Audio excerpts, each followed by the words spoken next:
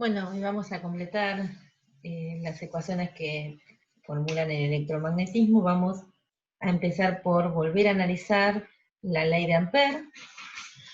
La vamos a aplicar al caso particular de un capacitor plano. Estas dos láminas amarillas circulares representan las placas del capacitor. Uno está cargada positiva, la otra negativa, y esto representa el campo eléctrico en el interior del capacitor.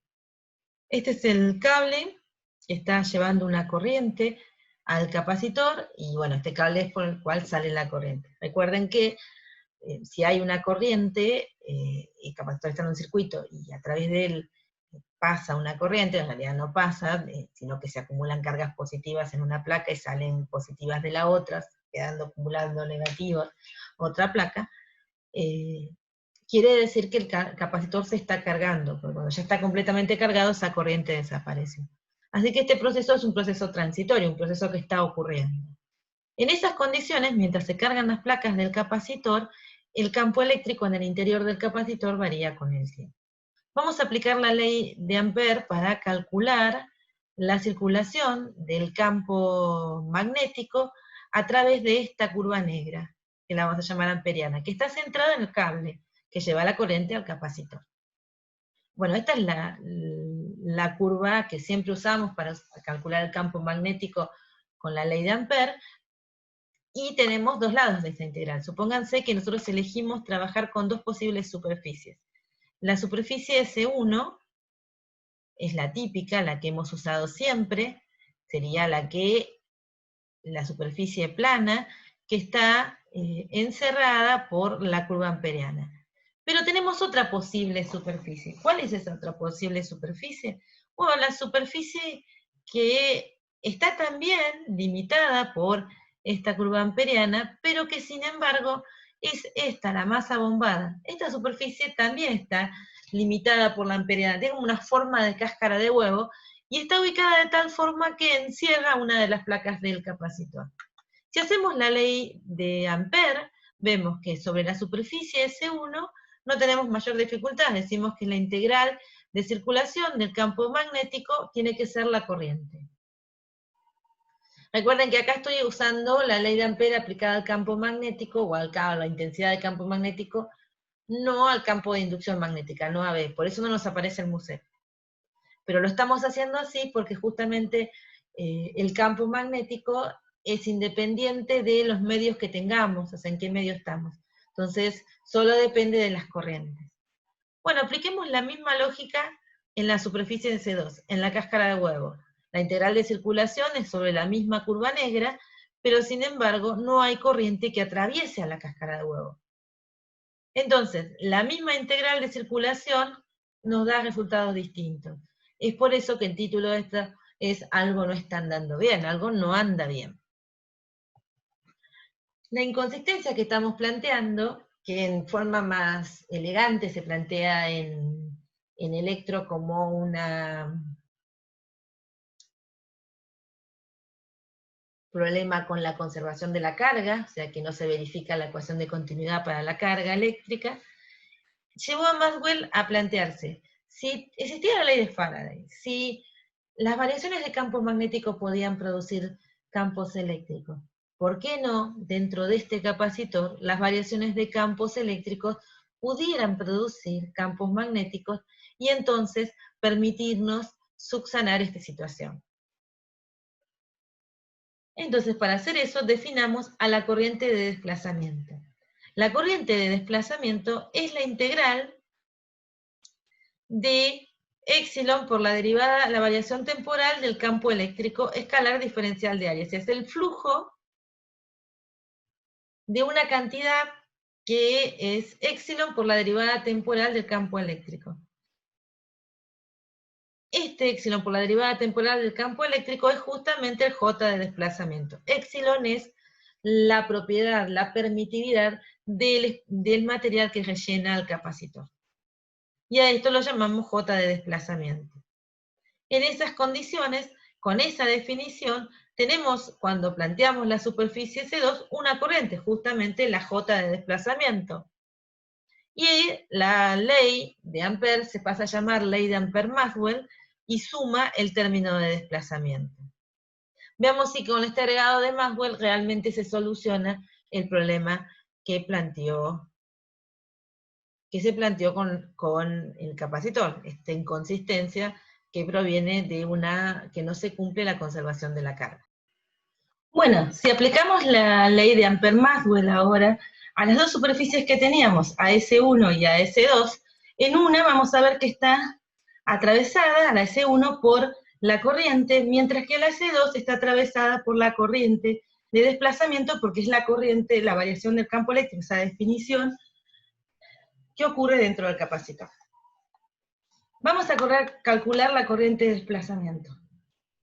Tenemos que calcular el flujo de la densidad de corriente de desplazamiento, o sea, epsilon por la derivada de E respecto de T, escalar el diferencial de área del área de esta parte de la cáscara de huevo. Una cosa que podemos ver es que podríamos simplificar, porque esta área podría tener cualquier forma, y hacerlo un poquito más planita acá dentro del capacitor, de modo que podamos decir que la J de desplazamiento es paralela al diferencial de área, y no perderíamos demasiada generalidad. En ese caso, el producto escalar se convierte en un producto de los módulos. Pero recordamos además que el campo eléctrico dentro de un capacitor, más allá de que se esté cargando, va a ser siempre uniforme y vale sigma sobre épsilon. Reemplazando el módulo del campo eléctrico en la derivada temporal, simplificando, nos va a quedar la derivada de sigma respecto de t, que no depende del punto en particular en donde estamos calculando, esa superficie que aplanamos un poquito para poder hacerlo la integral más fácil, y además recordando que el campo es uniforme dentro del capacitor. Entonces la derivada de sigma respecto de t es una constante que sale la integral y nos queda la integral del diferencial de área. Si la hacemos más planita, entonces, observando esto, si la hacemos un poquito más planita, y tratamos de englobar un área que sea paralela, lo vamos a ver mejor en las próximas cuentas, entonces podemos meter el área dentro de la derivada de sigma respecto de t, y que nos quede que la corriente de desplazamiento es la derivada de sigma por A. Pero sigma por A, si el área la hacemos, como dijimos, planita y que siga la superficie del capacitor, o sea, como, imaginémonos que es como que hacemos acá una parte que se parezca al área de la superficie del capacitor y después la curvamos para llegar hasta esta posición. Es como si hiciéramos algo más parecido a una campana, una cosa así, que no tenga tanto esta curvatura, sino que tenga una parte plana que tenga el área del capacitor. Entonces, en esa idea, la única parte que contribuye, obviamente, es la que está dentro del capacitor, y si es plana y tiene las áreas de las placas, entonces va a quedar sigma por A. Y en ese caso, si la miramos un poco mejor, la derivada de sigma por A respecto de t, al ser la carga que se está acumulando por el área, carga que está llegando a las placas, por el área en la que se está distribuyendo. Y oh casualidad, eso es la corriente de conducción de QA de T. Entonces vemos que las dos integrales nos terminan dando lo mismo, porque al fin y al cabo llegamos a la conclusión que la corriente de desplazamiento es igual a la corriente de conducción.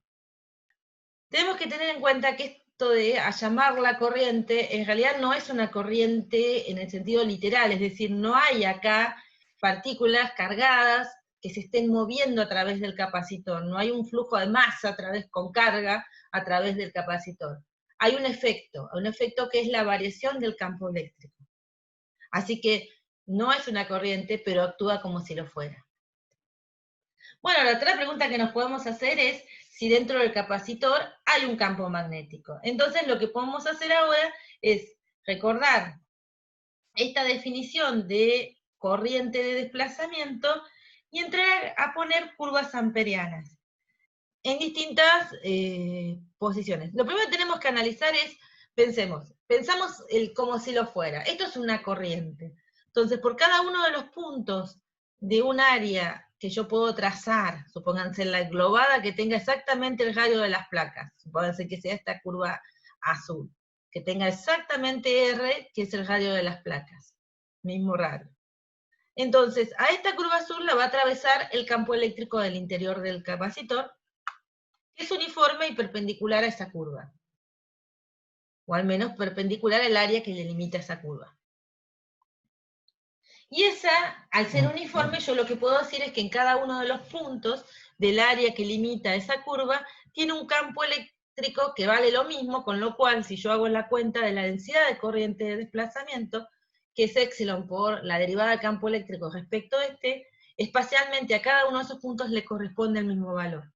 ¿Qué quiero decir con esto? Fijo el tiempo. Me paro en un punto dentro del área de esta curva que encierra esta curva y me da un valor de epsilon por la variación de respecto de t.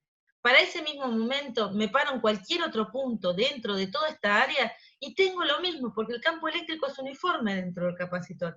Básicamente lo que quiero decir es que si yo a esa variación temporal del campo eléctrico lo estoy interpretando como una corriente, estoy diciendo que tengo el mismo valor de corriente de desplazamiento en cada uno de los puntos del área que encierra esta curva. Y en consecuencia, yo puedo decir, entonces tengo en realidad, esto es como un alambre súper gordo, tan gordo como el capacitor, que está siendo atravesado por una corriente, entre comillas, que es la corriente de desplazamiento. Entonces puedo hacer lo mismo que hice en la práctica anterior y calcular para un radio menor que el radio de ese alambre grueso que me estoy imaginando el capacitor, y un radio mayor. Vamos por el radio menor para ver si hay campo dentro del interior. Este radio menor es este R. Voy a circular a través de esta curva. Si la corriente es uniforme y parece un alambre gordo, entonces yo lo que tengo es una simetría cilíndrica. Lo puedo tratar como un alambre. Entonces, ¿qué voy a decir? Que cuando quiera hacer la cuenta de la ley de Ampère-Maxwell y mire la integral de H de L, acá va la corriente de desplazamiento enlazada. Bien. Pero además, que cuando voy a mirar el lado de la integral de H escalar de L, que H circula en esta curva amperiana que elegí, o en cualquiera de las que elegí, siguiendo la regla de la mano derecha. En consecuencia, H y diferencial de L son paralelos. Y entonces el producto escalar de H escalar diferencial de L me queda la integral de H de L. Como H es uniforme por la simetría cilíndrica del problema, entonces lo puedo sacar de la integral y me queda la integral del diferencial de L que me da la longitud de la curva amperiana. Ahora tenemos que resolver el lado de la corriente de desplazamiento enlazada. Volvemos a la definición y decimos, bueno, la corriente de desplazamiento enlazada en este caso va a ser la integral de epsilon de E a dt en un diferencial de área 3 que sería, si quieren no vamos a escribir, el diferencial de área que está incluido dentro de la curva amperiana de radio R chiquitita. Bueno, acá, si hacemos la circulación positiva, el diferencial de área apunta hacia la derecha, así que son paralelos la corriente de desplazamiento y el diferencial de área. El siguiente paso es recordar la expresión del campo eléctrico en el interior de un capacitor, simplificar los epsilon, y recordar nuevamente que la variación de sigma respecto de t, que es la variación de la carga en las placas, lo podemos pensar uniforme a lo largo de la placa y por lo tanto debería esperar. Esta variación de sigma respecto de t no depende del punto en particular en el que yo me encuentre dentro del área 3. Lo saco de la integral y me queda la integral del diferencial de área 3 que me da el área 3.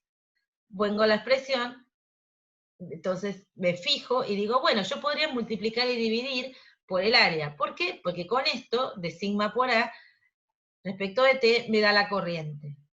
Entonces me queda la corriente sobre el área total de las placas del capacitor por el área que corresponde al área 3, que está encerrada por la circunferencia de radio R, es decir, el círculo de radio R, lo que tengo que considerar como área 3. Entonces esto me queda pi por R cuadrado dividido pi por el radio al cuadrado de las placas. Las pi se simplifican. Y ahí tengo la corriente de desplazamiento. Bueno, lo reemplazo. Tanto la corriente de desplazamiento enlazada por la curva amperiana como el resultado de la integral, y me queda que h va a ser I r cuadrado sobre 2πr. Se simplifica una de las r y me queda esta expresión. ¿Estamos de acuerdo? Reemplazo esto, que es la corriente enlazada de desplazamiento, y del lado reemplazo la integral. Entonces, H por 2pi por R es igual a la corriente por R cuadrado sobre el radio del capacitor al cuadrado. Y de ahí despejo el módulo de H. Y después recuerdo mi suposición de que el campo circula siguiendo la regla de la mano derecha, con lo cual me queda en tita. Ahí tengo la expresión del campo en su interior. O sea que hay un campo en el interior producido por la variación de la corriente eléctrica. Producido, sí, por la variación de la corriente eléctrica que llega hasta las placas, pero producido por el campo eléctrico, ¿bien? Variable en el tiempo que tengo entre las placas. Vamos ahora a calcular el campo fuera. Entonces tengo que considerar una amperiana cuyo radio sea mayor que el radio de las placas.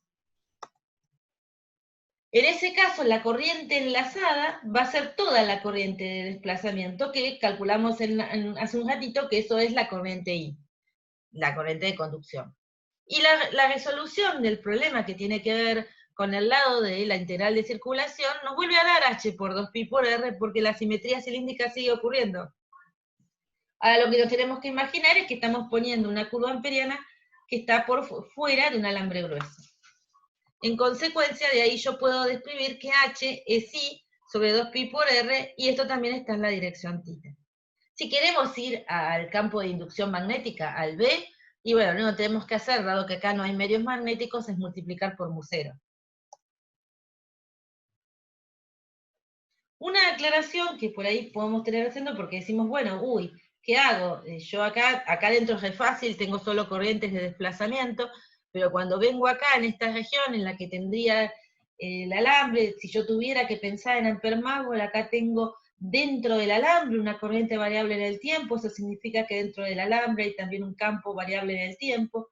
Uy, terrible, tendría que incluir, para resolver el problema, fuera del capacitor a las dos corrientes. ¿Por qué no lo hice? Simplemente porque cuando están las dos corrientes, cuando está la de conducción y la de desplazamiento, la corriente de desplazamiento tiene una magnitud mucho menor que la corriente de conducción. Y en consecuencia, lo que se hace es solamente considerar la corriente de conducción. Y solo en contadas ocasiones consideraremos las dos. O sea que cuando están las dos corrientes, la de desplazamiento y la de conducción, como dijimos recién, mirando este cable, acá hay una corriente de conducción, está variable en el tiempo, así que tiene que haber también un campo eléctrico variable en el tiempo, y debería tener las dos corrientes, siendo que la de conducción es muchísimo mayor, me quedo solamente con la de conducción y no considero a la de desplazamiento. Sería como una corrección menor, considerarla bastante menor, considerar la corriente de desplazamiento. Llegamos a completar las ecuaciones de Maxwell, vamos a verlas todas juntas. La primera que tenemos que recordar es la ley de Gauss para el campo de desplazamiento, o bien para el campo eléctrico, si consideramos que D es epsilon por E. Esa nos dice que la integral de flujo del campo de desplazamiento nos tiene que dar la cara libre encerrada. La ley de Gauss para el campo magnético, que nos dice que la integral de flujo del campo magnético nos tiene que dar 0. La ley de Faraday para la integral de circulación del campo eléctrico, que nos dice que eso es menos la variación del flujo del campo magnético a través del tiempo, y la ley de Ampère-Maxwell que acabamos de incorporar, que nos dice que la circulación del campo magnético es igual a la corriente de conducción más la corriente de desplazamiento. Las cuatro leyes son las ecuaciones de Maxwell y son las que unifican la teoría electromagnética. Veamos algunas características. Por empezar, lo que decimos es que el campo eléctrico tiene como fuentes a los monopolos eléctricos, es decir, a las cargas. El campo magnético no tiene como fuentes monopolos magnéticos.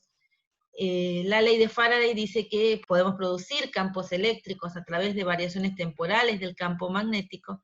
Y Ampère-Maxwell nos dice que podemos producir campos magnéticos a través de corrientes o de variaciones temporales del campo eléctrico. Es decir, hay una cierta simetría en estas leyes en cuanto a las variaciones temporales de uno y otro campo producen al otro campo. O sea, variaciones temporales del magnético producen campo eléctrico y del campo eléctrico producen campo magnético.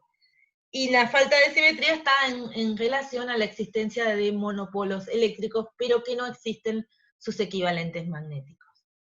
Debido a estas vinculaciones que podemos ver entre principalmente las leyes de Faraday y Ampère-Maxwell, debido a estas vinculaciones entre ambos campos, hablamos del campo electromagnético, y podemos decir que, en forma genérica, que las fuentes de campo eléctrico son cargas y variaciones temporales del campo magnético, mientras que las del campo magnético son las corrientes y variaciones temporales del campo eléctrico. Bueno, lo que demostró Maxwell, luego de incorporar su término a la ley de Ampère, fue que a partir de las ecuaciones de Maxwell se podía llegar a ecuaciones de onda para el campo eléctrico y magnético, cuyas soluciones dependen tanto del medio que se propagan como de la presencia de fuentes. Y acá vamos a distinguir mejor. Entonces, fuentes vamos a llamar a las cargas y a las corrientes, mientras que las variaciones temporales del campo eléctrico o magnético, que si bien son fuentes de los otros campos, no los vamos a llamar fuentes. Bien, se van a quedar como variaciones temporales. Las fuentes específicas para nosotros serán cargas y corrientes. Para poder llegar a estas ecuaciones de onda, el primer paso es escribirlas en forma diferencial, y para esto tenemos que recordar algunas cosas de análisis 2, y para aquellos que no lo han visto aún, ponerlas para que cuando lo vean me sigan. Voy a tratar de ser lo más claras posible. Vamos a usar los conceptos de rotor y divergencia, que en cartesiana, si los recuerdan, la divergencia de un campo vectorial la vamos a definir como el producto escalar entre el operador nabla, que son las derivadas respecto de x y z, escalar las componentes del campo vectorial, mientras que el rotor va a ser el producto vectorial entre ese operador nabla y las componentes del campo vectorial. Y hay un teorema que relaciona a la integral de flujo con una integral de la divergencia. O sea, el flujo de un campo vectorial a través de un área tiene que ser igual a la integral de la divergencia de ese campo vectorial en el volumen encerrado por el área. Bien, esto sería, por ejemplo, pensando en el campo eléctrico, diríamos que la integral de flujo del campo eléctrico a través de un área, que la llamamos siempre gaussiana, tiene que ser igual a la integral de la divergencia del campo eléctrico en el volumen que está encerrado por la superficie gaussiana. Usando eso vamos a la ley de Gauss y reescribimos a la integral de flujo del campo eléctrico como una integral de la divergencia, y eso es la carga sobre épsilon. El siguiente paso es avanzar sobre el otro lado de la igualdad, que es la carga sobre épsilon, y recordar que la carga es la integral de la densidad de carga en el volumen que está encerrado justamente por el área de la gaussiana. Así que esto nos queda integrado en el volumen. El épsilon lo metía dentro del Q sobre épsilon para que me quede un integrando igualado a otro integrando, porque este es el volumen encerrado por la gaussiana, según teorema de la divergencia, y este es el volumen encerrado por la gaussiana que lo usamos para calcular la carga neta encerrada. Si estas dos integrales son iguales, porque están integradas en el mismo volumen, entonces sus integrandos valen lo mismo. Y esta sería la ley de Gauss para el campo eléctrico. Si la tienen escrita para el campo de desplazamiento, nos quedaría con un ρ. Vamos ahora para la del campo magnético, aplicamos el teorema de la divergencia, y entonces el flujo del campo magnético lo escribimos a través de un dada, y lo escribimos como una integral en volumen de la divergencia, y como esto es cero, y el volumen evidentemente no, porque es el volumen de la gaussiana que elegimos para calcular el flujo, entonces la divergencia del campo magnético se nos anula. Esta nos va a dar un poquito más de trabajo. Vamos con otro teorema que necesitamos para transformar las otras dos leyes en forma diferencial, y esa es el teorema de Stokes.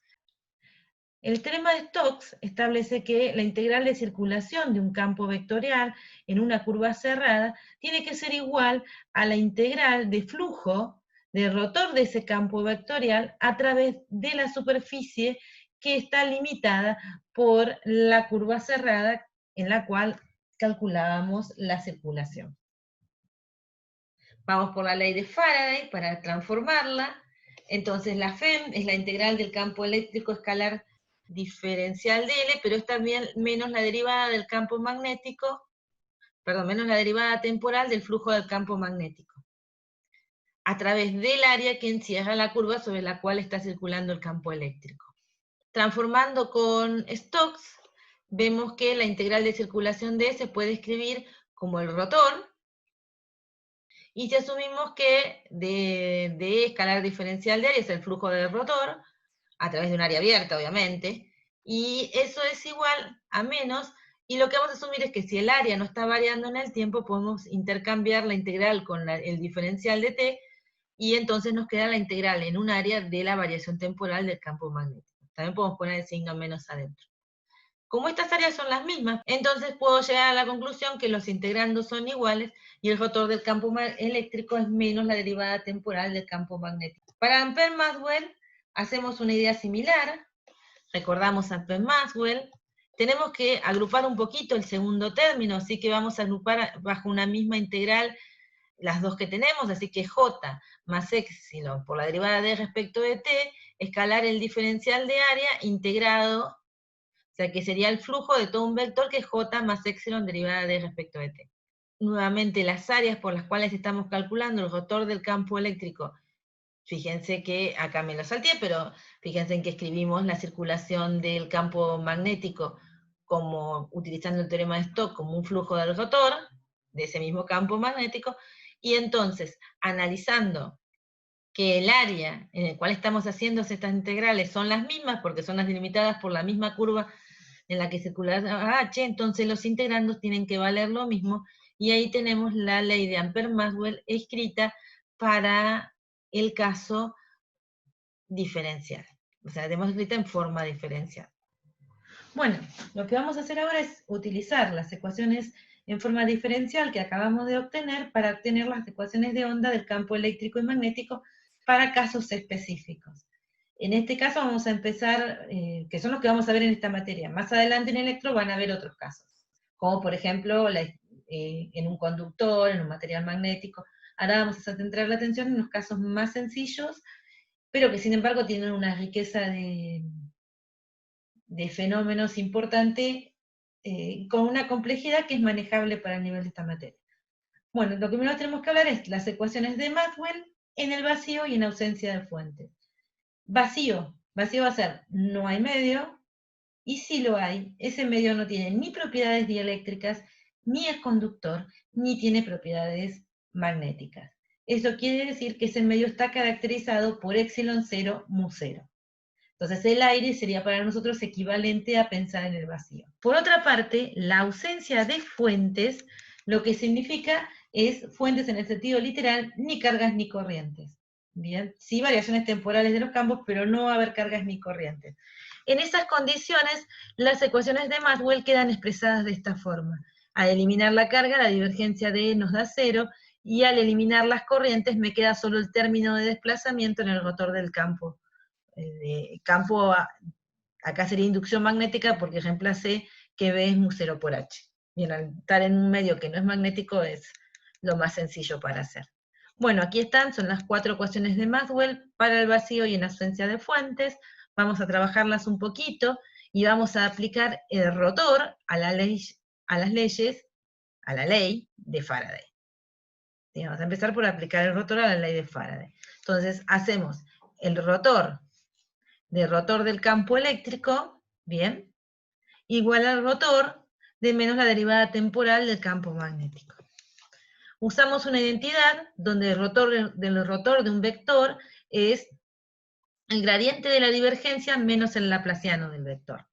Usando esa identidad nos queda el gradiente de la divergencia de menos el laplaciano igual a menos, y vamos a saber que si seguimos hablando de que no hay variaciones, o sea que estamos centrándonos más puntualmente. Recuerden que ir hacia las ecuaciones de Maxwell en forma diferencial ya es centrarnos en puntos, no es estar pensando en el interior de un capacitor o adentro de un circuito, ya estamos centrándonos espacialmente en caracterizar las propiedades, lo que ocurre en cada uno de los puntos del espacio. En consecuencia, puedo intercambiar el rotor con la derivada temporal, y esto es la expresión que voy a obtener.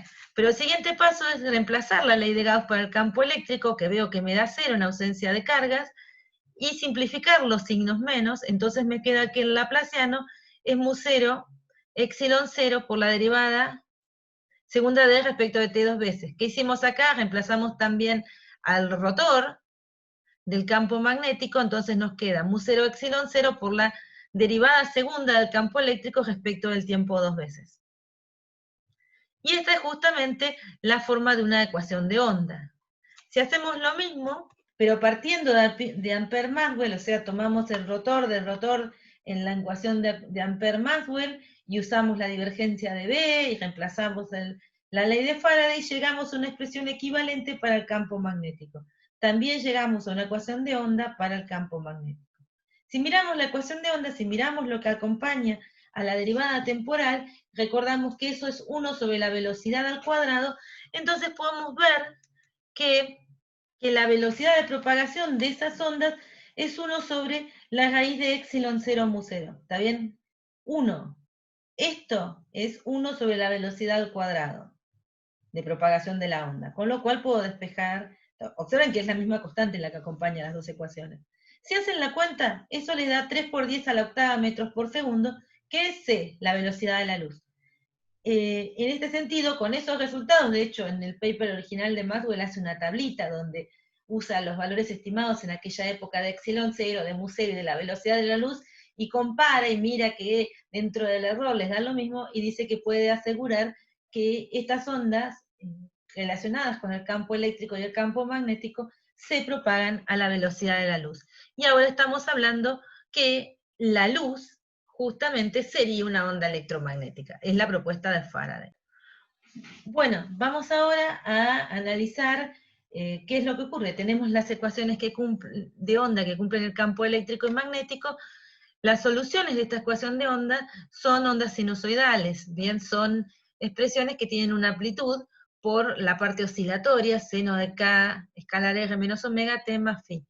Desglosemos un poco esta idea mirando el campo eléctrico. El campo eléctrico es un vector que va a tener una amplitud E0 y que eso puede estar en varias direcciones, así que lo pongo vectorial, hasta el carácter vectorial está puesto en la amplitud, y tiene una parte oscilatoria que varía con el tiempo. Esa parte oscilatoria tiene un primer producto que es K escalar R, donde K, ahora lo vamos a definir, determina la dirección en la que se va a propagar la onda. Este producto de K escalar R podría quedar, por ejemplo, K por X, y nos estaría diciendo que la onda se propaga en la dirección del eje X.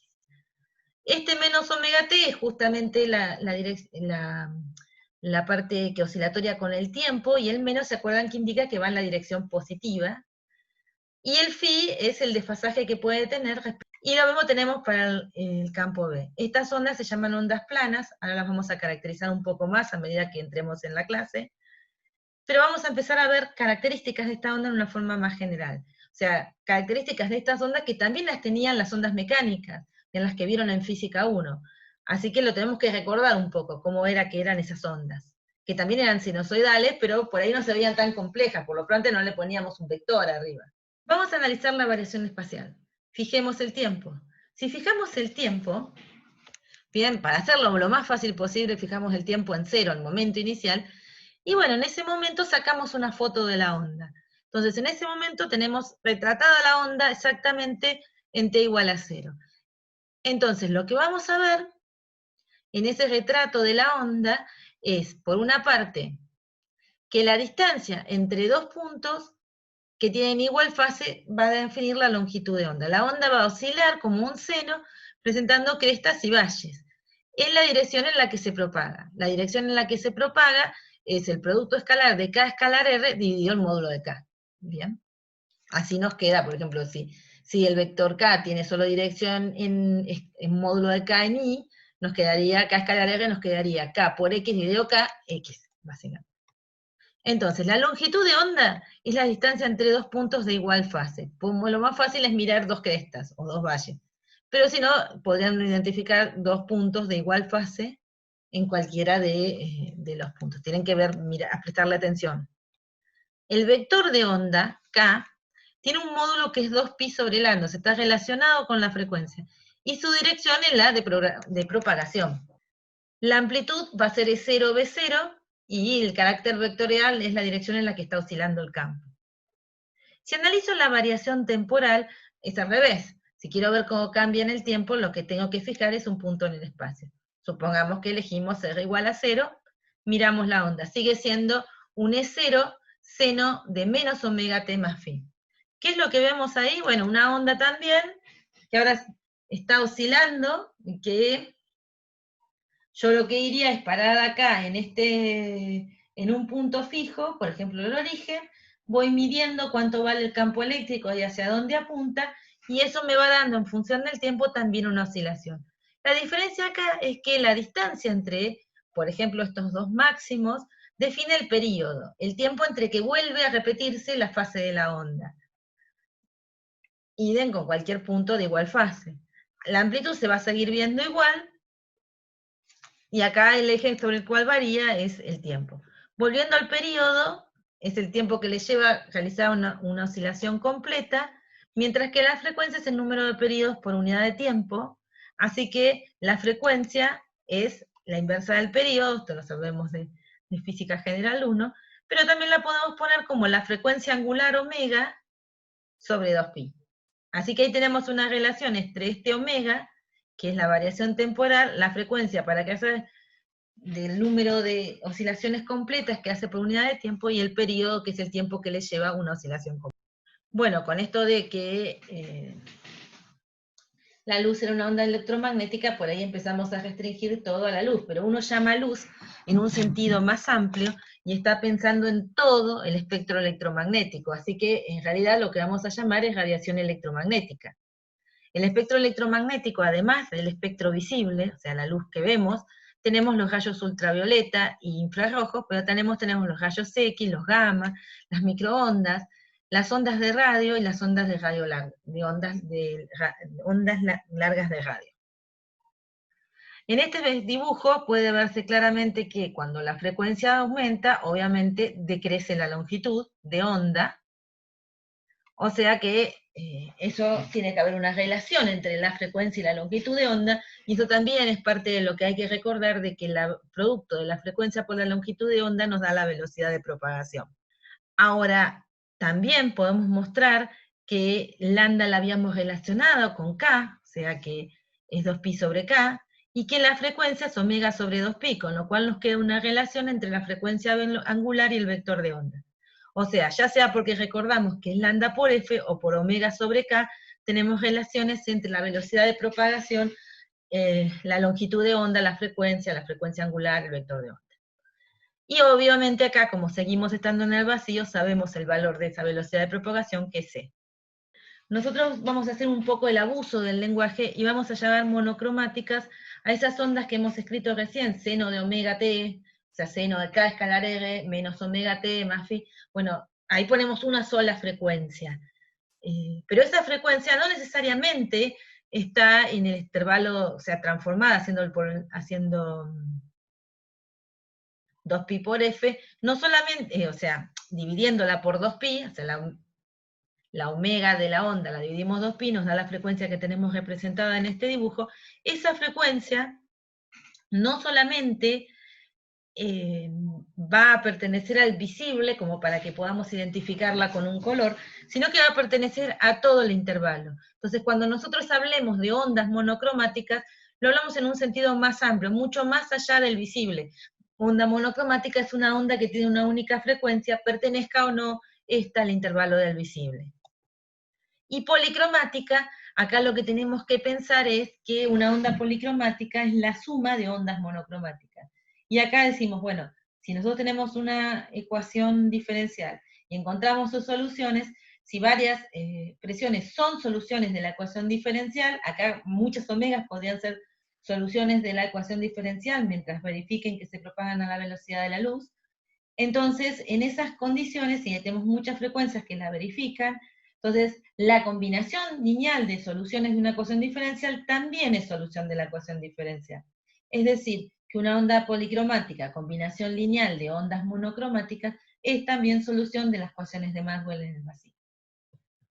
Seguimos con nuestras expresiones, ahora vamos a ser un poquito más explícitos, vamos a llamar al desfasaje para el campo eléctrico desfasaje eléctrico, y al de magnético phi magnético, y lo que tenemos que darnos cuenta es, sí, tomé las ecuaciones de Maxwell, las pasé a la forma diferencial, hice algunas cuentas con ellas y llegué a que los campos eléctricos y magnéticos verifican una ecuación de onda.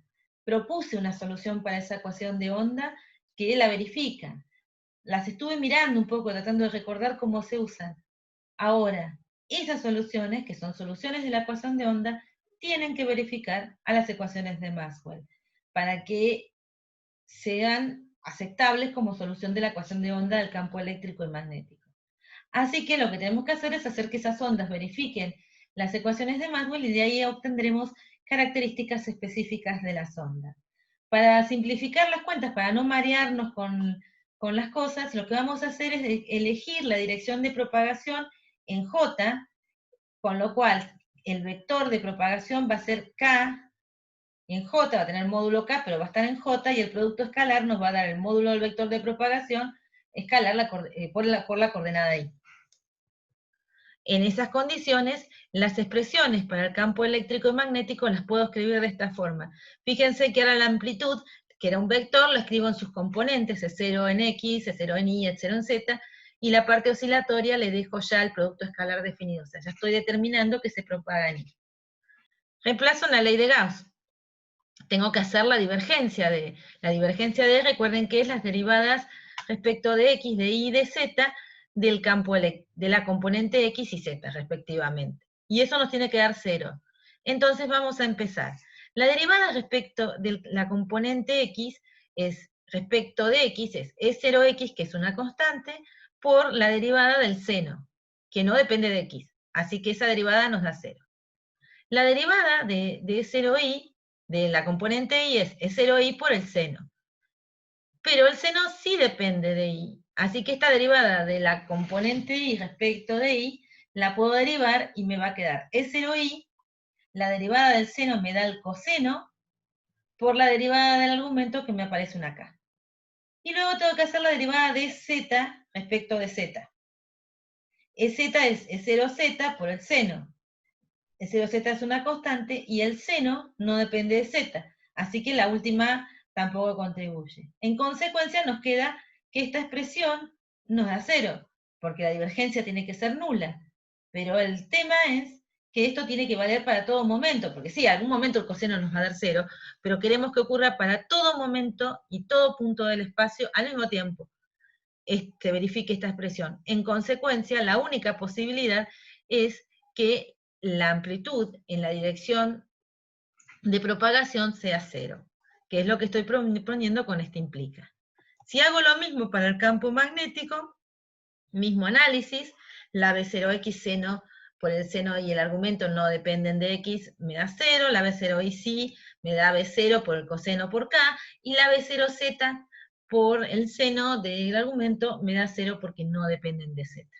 En consecuencia, también nos da que B0Y es 0. Así que el campo eléctrico y magnético no tiene componente en la dirección de propagación. Eso quiere decir que el campo eléctrico y el magnético son perpendiculares al vector de onda. Y eso significa que son ondas transversales. Es decir, el campo eléctrico y magnético oscilan perpendiculares a la dirección de propagación. Seguimos ahora y reescribimos nuestra ecuación. Ahora hemos eliminado la componente relacionada a la dirección de propagación porque ya sabemos que es 0, y reemplazamos el campo eléctrico en la ley de Faraday e integramos B. Fíjense, tomamos la ley de Faraday, paso 2, despejo el campo magnético, lo integro, entonces me queda la integral del rotor del diferencial de tiempo y la integral del diferencial de B. Si asumo que no hay un término, no hay una parte estática, me queda que B va a ser la integral de esta expresión. Integro la expresión reemplazando, haciendo el rotor, tengo que hacer el rotor del campo eléctrico, esta es la presión del rotor del campo eléctrico, que me queda. Si observo, nada de esto, esta parte no depende del tiempo, sale, tengo que hacer la derivada de esto respecto de I, con lo cual me va a aparecer un K que tengo acá, pero después lo tengo que integrar respecto del tiempo, o sea que vuelvo a tener el seno, pero me va a aparecer un signo menos de la integral, bien, así que se me va con este signo menos, y me va a aparecer un omega. Me va a aparecer un signo menos de la integral, sí, de integrar el argumento, y 1 omega. Entonces tengo una expresión para el campo magnético que se parece bastante a la que había propuesto como solución, pero que hay unas ciertas analogías que puedo obtener mirando la que propuse y la que verifica la ley de Faraday. La primera, el campo eléctrico por el campo magnético escalar me da 0. Si hacemos esto, escalar esto, es claro que esta parte es la misma, o sea, fíjense, es 0x por E0z menos E0z por E0x. Y todo multiplicado por K y omega, ¿no? O sea que al final esto nos da 0. Si hacen el producto escalar les va a dar 0. Con lo cual el campo eléctrico y el magnético son perpendiculares. Y esto además nos pide que verifiquemos que el producto vectorial entre el campo eléctrico y el magnético nos da la dirección de propagación. Después, por otra parte, podemos probar que están en fase, porque mirando las dos expresiones, la parte oscilatoria, los argumentos tienen que ser lo mismo, tenemos KI menos omega t, y tenemos que lo que acompaña phi e tiene que ser igual a phi b, así que están en fase. O sea, KI menos omega t más phi e tiene que ser igual a KI menos omega t más phi b. Y lo último que podemos ver es que esto, que sería, si sacamos el módulo, la raíz cuadrada de las componentes al cuadrado, tiene que ser igual a la raíz cuadrada de las componentes al cuadrado expresado acá.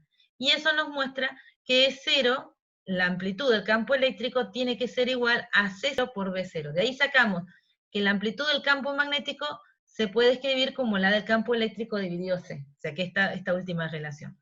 Es decir, por comparación de la expresión que obtuvimos al reemplazar la expresión del campo eléctrico en la ley de Faraday, calculando el rotor, integrándola respecto del tiempo y descartando un término estático, es una constante, llegamos a una expresión del campo magnético que se puede comparar con la propuesta de solución, y eso nos dan todas las características de la onda que nos faltaban. El campo eléctrico y el magnético son perpendiculares, y además perpendiculares a la dirección de propagación. Su producto vectorial nos tiene que dar la dirección de propagación. Recuerden que el producto vectorial no es conmutativo, o sea, no pueden intercambiar los vectores porque les cambia el signo. Que el campo eléctrico y magnético están en fase, y eso los obliga a que estas desfasajes que encuentro acá, phi e y phi b, sean iguales, y que las amplitudes del campo eléctrico y magnético están relacionadas a través de la velocidad de propagación en el vacío. Y bueno, y acá hay un dibujito que nos indica la oscilación de una onda, o sea, representada en un dado momento, nos muestra la onda que representa el campo eléctrico, o sea, acá serían los vectores campo eléctrico oscilando, bien. Esto estaría, supónganse, si esta es la dirección Y, esta sería la X, estaría en Z el campo eléctrico, y nos da la dirección en la que debería oscilar el campo magnético y en fase, ¿no? O sea, cuando el campo eléctrico está al máximo, el campo magnético también lo está. Y ambos, si miramos en cualquier punto, ambos perpendiculares a la dirección de propagación. Esto que hemos representado acá, nosotros tendríamos que establecerlo no solo en un punto, sino que tendríamos que poner todo un plano, y esta representación representa cada uno de los puntos de ese plano, ¿bien? O sea, si me paro en, por ejemplo, un plano que corte perpendicular y acá, a estos dos que tengo, y bueno, en cada uno de los puntos tengo que tener el vector campo eléctrico y campo magnético representado por esta expresión. Eso lo que me va a dar es que sobre planos paralelos tengo perpendiculares a la dirección de propagación, pero paralelos al plano que definen el campo eléctrico y magnético, tengo el mismo valor de campo eléctrico y magnético. ¿Cómo me doy cuenta de eso? Y bueno, miro estas expresiones. Si yo fijo la coordenada Y, las expresiones de Y y B me dan lo mismo para cualquier coordenada X o Z. Si cualquier plano perpendicular a la dirección de propagación, las coordenadas sobre ese plano, no importa qué combinación tome, siempre me van a dar el mismo campo eléctrico y el mismo campo magnético. Así que sobre planos perpendiculares a la dirección de propagación, tengo los mismos valores de campo eléctrico y magnético oscilando sobre esos planos, cumpliendo las condiciones que tengo expresadas ahí, y a eso se le llama una onda plana. Nos queda definir un poco más, está un poquito corrido, bueno, ahí tenemos la expresión final, es que la dirección del campo eléctrico define la dirección de polarización. Y para acordarnos eso, está definida con la dirección de polarización, podemos recordar que es el campo eléctrico el que polariza a las moléculas, entonces definir la dirección de polarización como la definición del campo eléctrico es lo más obvio, digamos. Bien, entonces tenemos la dirección de polarización, la dirección de propagación, la dirección en la que oscilan los campos, todas las propiedades de las ondas. Preguntaba por qué eran ondas planas, ya se los expliqué.